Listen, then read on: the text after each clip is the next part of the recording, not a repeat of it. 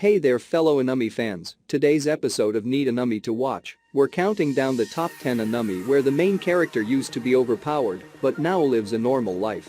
If you're new to this channel, don't forget to like the video, subscribe and hit the notification bell to see more anime content. So without further ado, let's get started.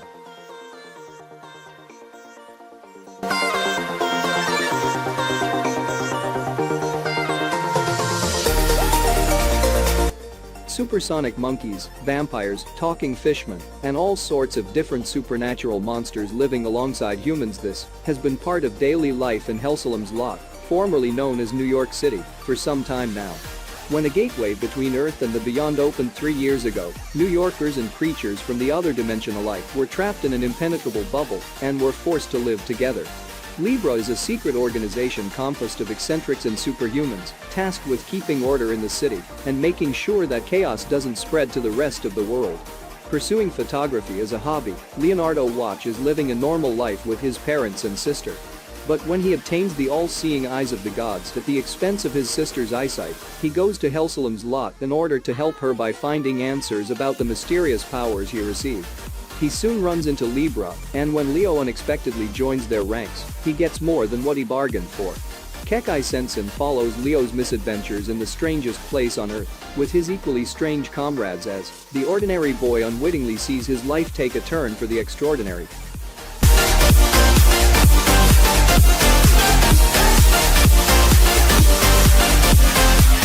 Striking fear into the hearts of mortals, the demon lord Satan begins to conquer the land of Entisla with his vast demon armies. However, while embarking on this brutal quest to take over the continent, his efforts are foiled by the hero Emilia, forcing Satan to make his swift retreat through a dimensional portal, only to land in the human world. Along with his loyal general Alciel, the demon finds himself stranded in modern-day Tokyo and vows to return and complete his subjugation of Entisla, that is, if they can find a way back. Powerless in a world without magic, Satan assumes the guise of a human named Sadao Mayu and begins working at McDonald's, a local fast food restaurant, to make ends meet. He soon realizes that his goal of conquering Entisla is just not enough as he grows determined to climb the corporate ladder and become the ruler of Earth, one satisfied customer at a time. Whether it's part-time work, household chores, or simply trying to pay the rent on time, Hadaraku Mayu-sama presents a hilarious view of the most mundane aspects of everyday life, all through the eyes of a hapless demon lord.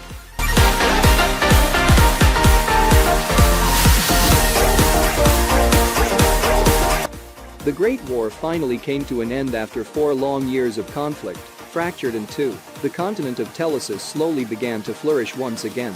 Caught up in the bloodshed was Violet Evergarden, a young girl raised for the sole purpose of decimating enemy lines. Hospitalized and maimed in a bloody skirmish during the war's final leg, she was left with only words from the person she held dearest, but with no understanding of their meaning.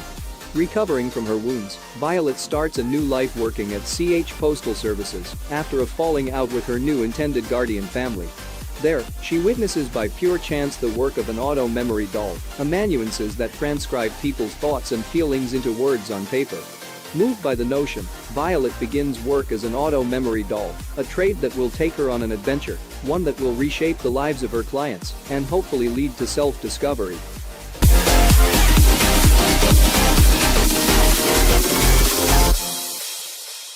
In times of need, if you look in the right place, you just may see a strange telephone number scrawled in red.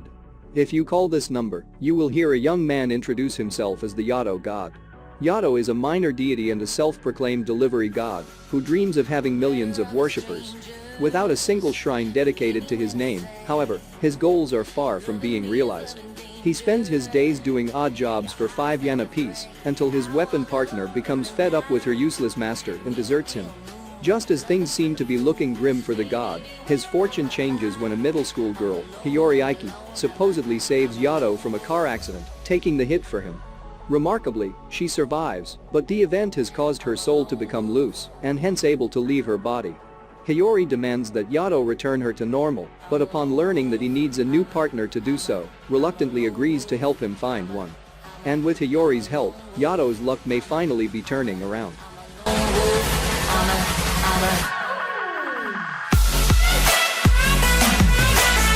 The Alzano Empire is home to one of the most distinguished magic schools in the world, the Alzano Imperial Magic Academy.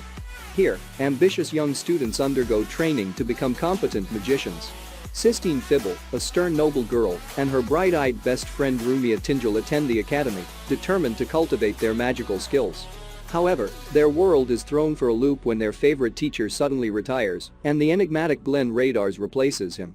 His lazy and indifferent attitude toward life and magic quickly puts him at odds with his class.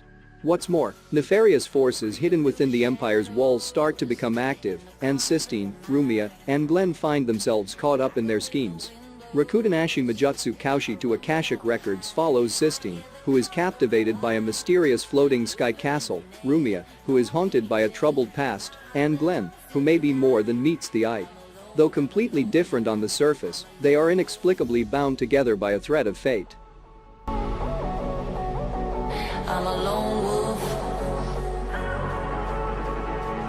Dreaming of becoming a hero and vanquishing the Demon King, Raul Chazer enters the hero training program in pursuit of his ambition. However, when the Demon King is defeated and peace returns to the world, the hero training program is suspended indefinitely, making it impossible for anyone to become a hero. 2 years later, Raul reluctantly works at a small electronics store called Magic Shop Leon. Though the former hero in training is plagued by the mundanity of working in retail, everything changes with the arrival of a new hire. Appearing at first to be just a boy with good looks, he turns out to be a female demon by the name of Pheno Bloodstone. She is not just any old demon either. Raul's new co-worker is in fact the daughter of the late Demon King. Handed the responsibility of training this eccentric new employee, Raul soon finds his life becoming livelier than it ever was before.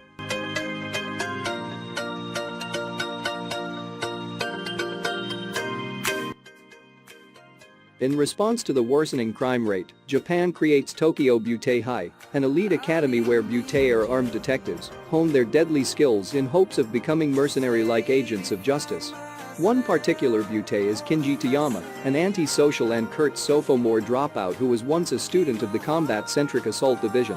Kinji now lives a life of leisure studying logistics in order to cover up his powerful but embarrassing special ability. However, his peaceful days soon come to an end when he becomes the target of the infamous Butte killer and runs into an emotional hurricane and outspoken prodigy of the highest rank, Arya Holmes Kanzaki, who saves Kinji's life and demands that he become her partner after seeing what he is truly capable of.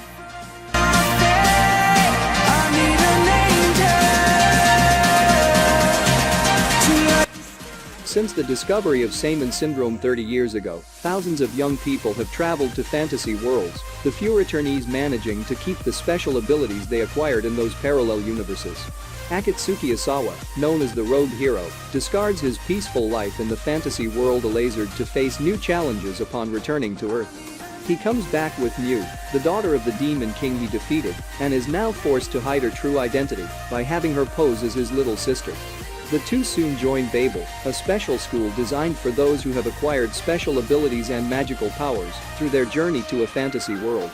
Babel was seemingly founded to train young interdimensional travelers and guide them to the right path for the sake of humanity and themselves, but its true purpose remains unclear to the pseudo-siblings. Will Akatsuki and Mew be able to overcome the hostile, powerful student council and uncover the forces at play behind the scenes?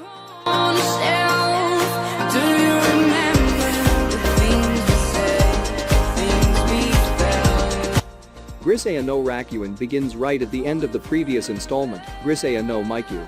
Kazami Yuuji is arrested under suspicion for terrorism. A video showing apparently concrete proof that Yuuji committed these acts, and he is held in custody by Ichigaya. Ichigaya knows full well that Yuuji didn't commit the crimes he has been accused of. But he did fail to assassinate Heath Oslo, who is the leader of the terrorist organization with an extremely devastating weapon in their possession. In fact, Ichigaya have their own plans for Yuuji, but all may not be lost for Yuuji. The girls of the Mihama Academy are not about to let Yuuji be used for political gain, and neither may the mysterious new figure which appears before them.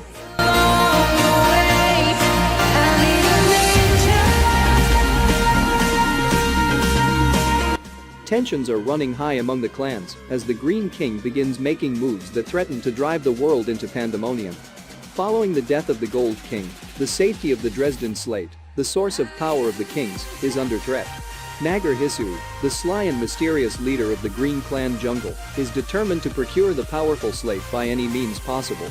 Standing directly in his way is Scepter 4, the Blue Clan, headed by their unyielding king, Raisi Munakata.